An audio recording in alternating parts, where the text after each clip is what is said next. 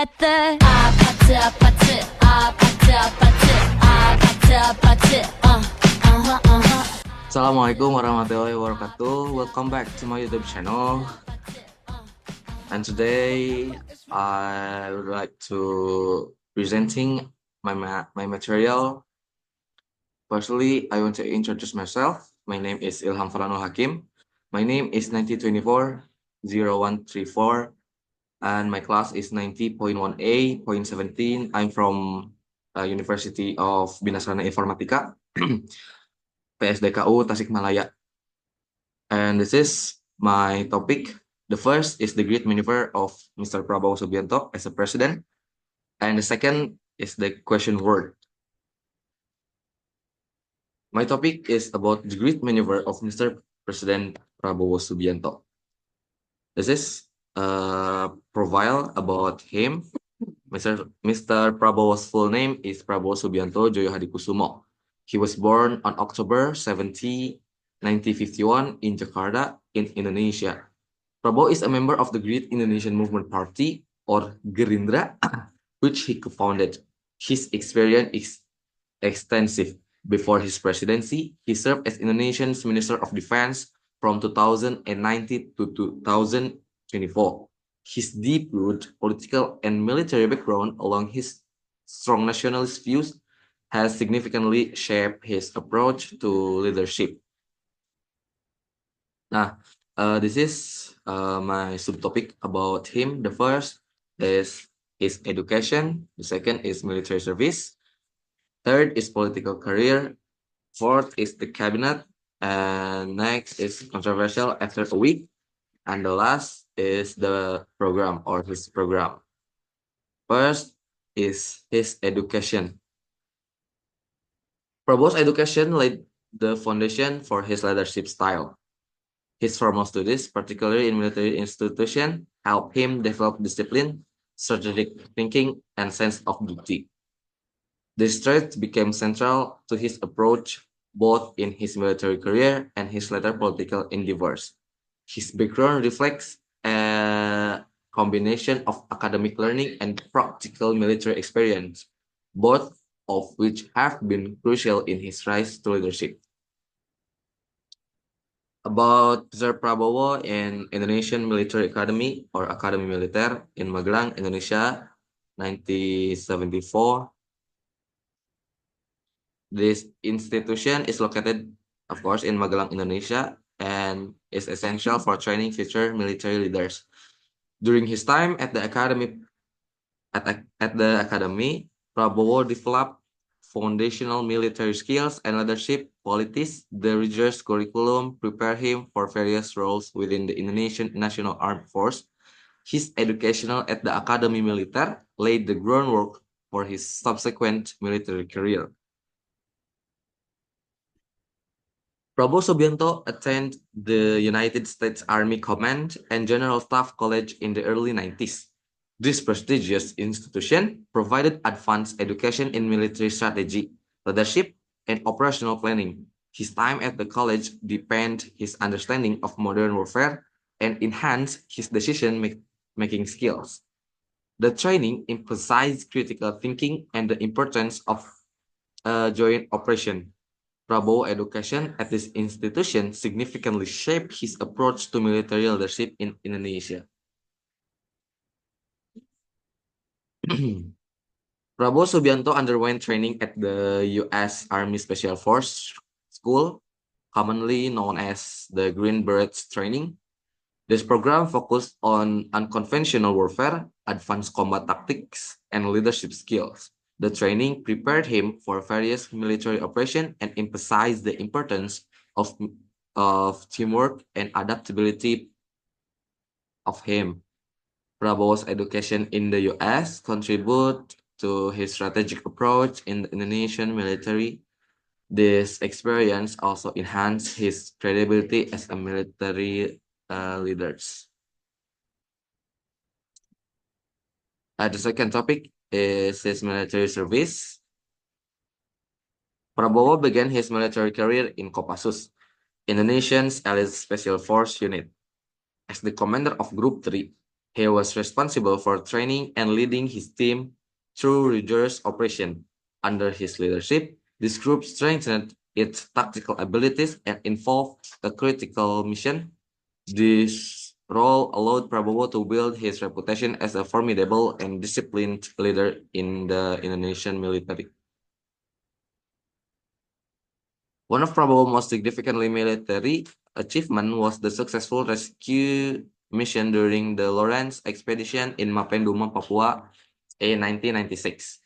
Hostages were being held by Free Papua Movement or OPM, and Prabowo led the rescue operation.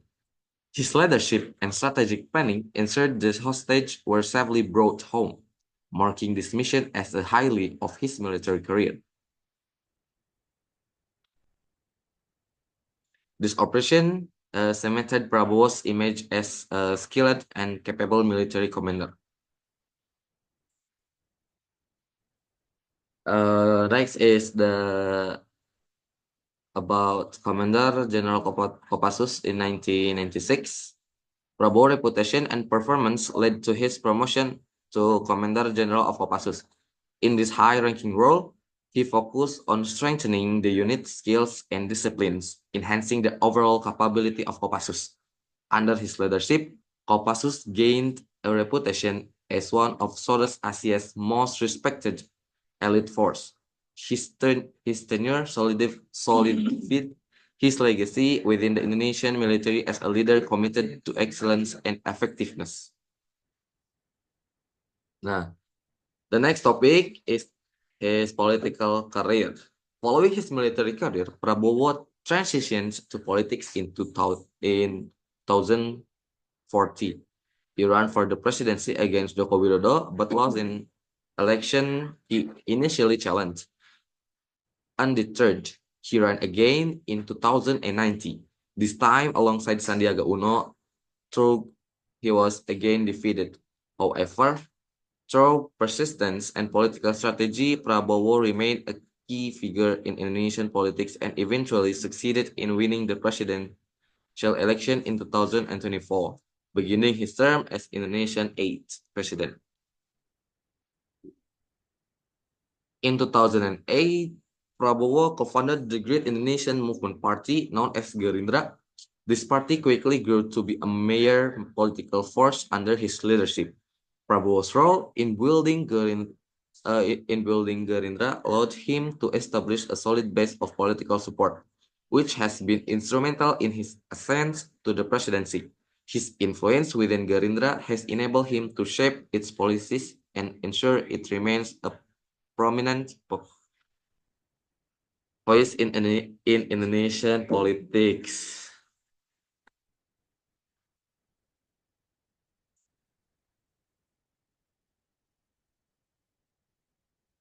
This is the Gerindra Party. And then the next topic is his cabinet. Large cabinet composition. One distinctive feature of Prabowo's administration in the size of his cabinet, it includes a total of 109 members, 48 ministers, 56 deputy ministers, and 5 heads of government bodies. This expansive cabinet reflects Prabowo's ambition to address a wide range of national issues by incorporating various experts and specialists. By diversifying his cabinet, Prabowo aims to tackle Indonesian challenge across different sector with specialized knowledge and resource.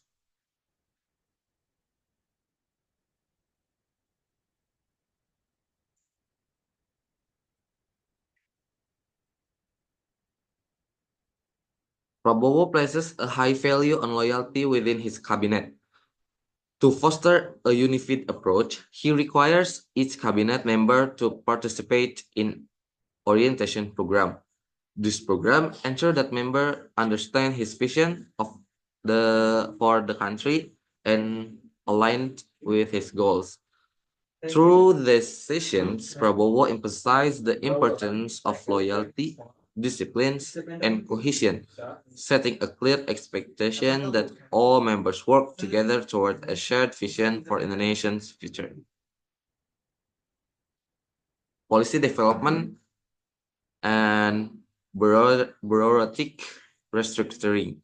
One of Prabowo's immediate priorities of his cabinet is the development of a 100-day action plan. This plan focuses on setting and addressing urgent national goals, such as poverty alleviation and economic stability. The progress of his program will be evaluated during periodic cabinet retreats, allowing members to review and refine their strategies in alignment with Prabowo's inaugural address. The retreats also provide an opportunity for the cabinet to synchronize their efforts, ensuring that they are working cohesively toward the administration's overarching objective.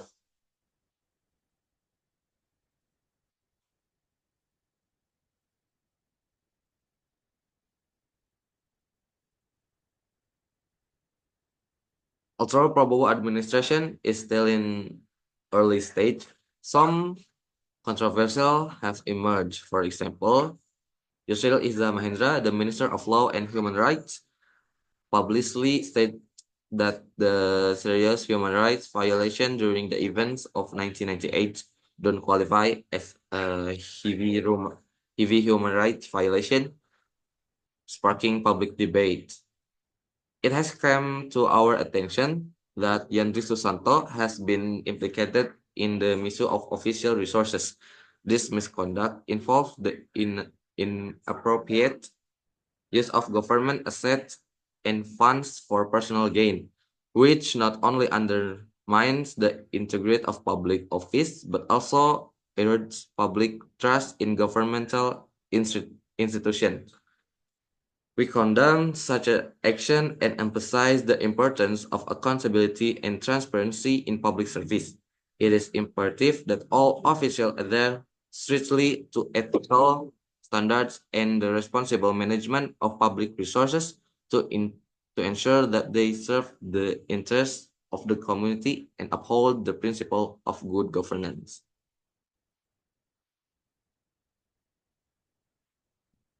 A recent cabinet retreat held in Magelang involved military-style training, which has raised concern about potential return to Dwi Fungsi ABRI, a doctrine from Suharto's era that allowed the military to occupy dual roles in both defense and civilian governance. This approach has drawn attention and criticism, as some worry that it signals an increase in military influence within civilian government, echoing practices from Indonesian past. This is programs. First is anti-corruption effort. Prabowo has prioritized anti-corruption efforts within his administration, recognizing corruption as a critical issue for Indonesia. He has committed to increasing transparency and accountability across all government agencies, aiming to restore public trust by addressing corruption head-on. Prabowo intends to improve governance and foster a more efficient, fair system that works for all citizens. Prabowo administration has set ambitious goals for poverty reduction. He aims to eliminate extreme poverty within the first 2 years of his presidency and to lower the relative poverty rate to below 6% by 2029. This target demonstrates his commitment to improving living standards and providing greater economic stability for Indonesian families. His administration is exploring several programs and designed to uplift the economically disadvantaged and create sustainable path out of poverty. Free Nutrition Meals Program. One of standout programs under Prabowo's administration is the Free Nutrition Meal Initiative. This program is designed to provide healthy meals for vulnerable groups, including children, pregnant women, and nursing mothers across Indonesia. By ensuring access to nutrition foods, the program aims to address public health concerns and contribute to the well-being of the nation's future generation.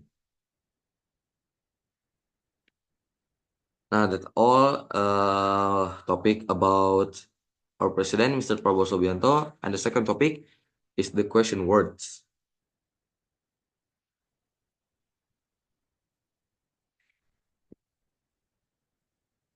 What are the question words? The question words are used to ask question and gather information, and they are also called interrogative word. This is about question words. The first is what, used to ask about things or information. Example, what is your name? And the second is who, used to ask about people. Third is where, used to ask about place or location. Fourth is when, used to ask about time. And next is why, used to ask about reason or causes. Example like, why are you late? And the last is how, used to ask about the method or manner. Forming question with question word.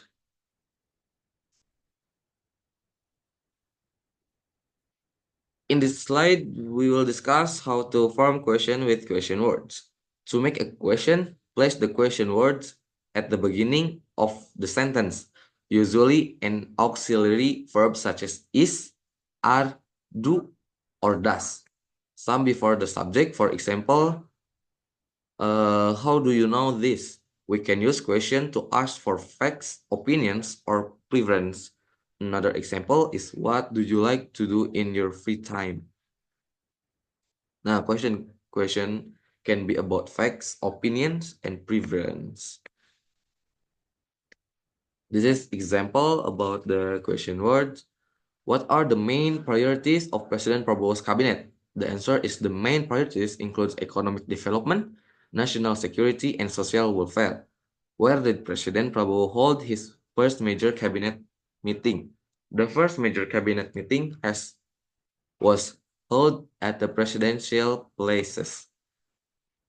And then you guys can see and read the last example. That's all my topic. The first topic is about Mr. Prabowo Subianto, and the second topic is about question words. Thank you so much for your attention. Wassalamualaikum warahmatullahi wabarakatuh.